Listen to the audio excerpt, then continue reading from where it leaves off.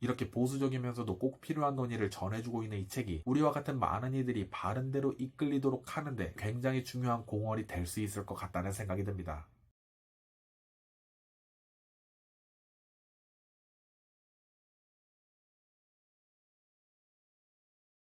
여러분, 오늘 소개할 책은요, 아마 제목만 듣고는 어떤 분들은 약간 긴장하실지도 모르겠는데요. 더 건강한 교회를 위한 성평등 수업입니다. 어떤 생각이 드시나요? 사실 교회 안에서 남성과 여성 리더십 같은 이야기는 아주 민감한 주제가 되기도 하는데요. 하지만 이 책의 저자인 그레이엄 도지프 힐은 예상과 다른 전개를 보여줍니다. 책을 읽어가며 제게 든 생각은 생각보다 차분하고 따뜻한데? 이 책은 전혀 극단적이지도 진보적이지도 않은 책입니다. 즉, 당연히 위험한 책도 아니에요. 저자 본인부터 상당히 보수적인 신앙인입니다. 철저하게 성경적이고 아주 겸손하게 모두가 귀를 기울이고 대화하도록 안내하고자 하는 마음으로 쓰인 책이죠. 이 책은 총 3부분으로 나뉘어 있습니다. 먼저 1부에서는 우리가 여성과 남성의 평등이라는 주제를 이야기할 때 서로를 어떻게 바라봐야 하는지부터 짚고 들어갑니다. 저자는 독자들에게 먼저 이런 부탁을 해요. 이 주제는 복잡하고 감정도 많이 섞이는 편이라고. 그러니 우리 모두가 서로의 의견을 들으며 또한 성경에 귀 기울이면서 열린 마음으로 시작해야 할 거라고요. 저는 이 주제를 다루는 이 책의 이런 태도가 좋았습니다. 공격하고 싸움을 걸기 위해서 화려하기보다는, 그렇게 편을 가르는 시기기보다는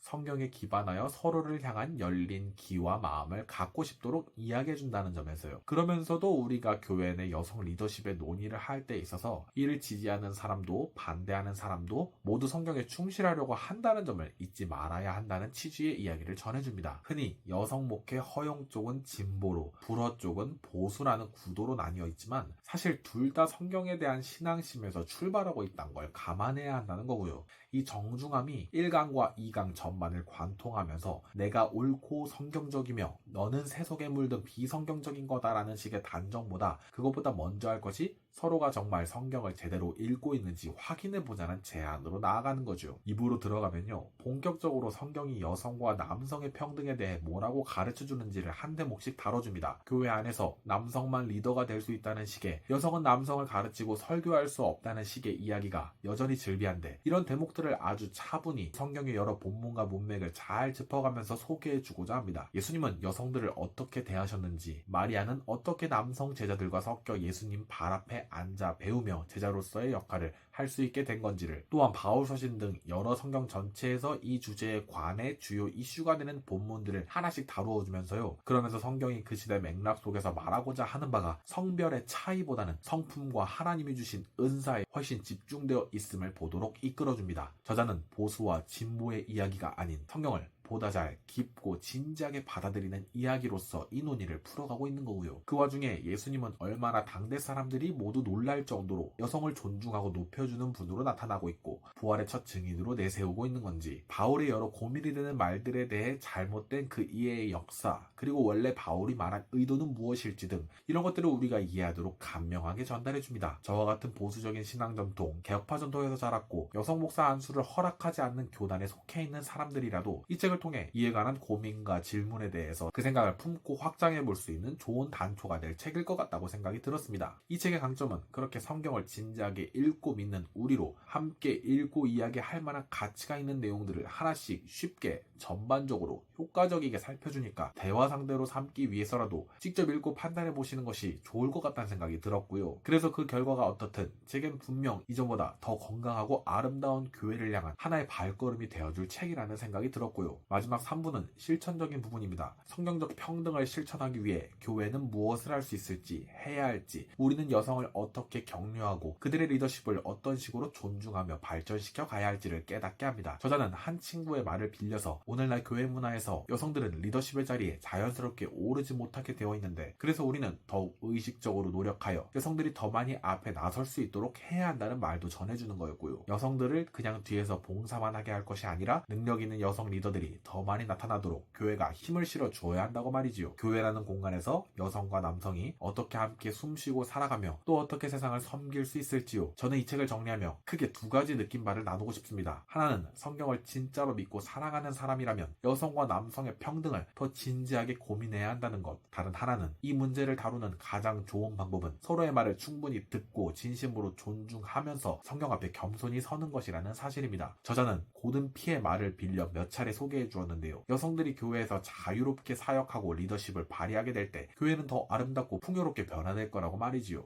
그리고 이건 페미니즘 어젠다라기보다는 성령 어젠다라고 말입니다. 오늘 소개한 이 책은 제목이 주는 인상보다 더 따뜻하고 성경적이며 우리의 신앙을 더욱 깊게 만들어줄 책입니다. 이 주제를 아주 담백하고 정중하면서도 예리하게 다루어주고 있고요. 여성과 남성 모두가 함께 건강한 교회를 꿈꾸는데 아주 귀한 길잡이가 되어줄 책입니다. 한번 읽어보시고 좋은 의견들 남겨주시는 건 어떨까 싶습니다. 오늘 베블리오테카의 북리뷰는 이렇게 마무리해보면 어떨까요? 시청해주셔서 감사드리며 구독과 좋아요 그리고 댓글은 큰 힘이 됨을 다시 전해드립니다. 그럼 다음에 다시 만나요.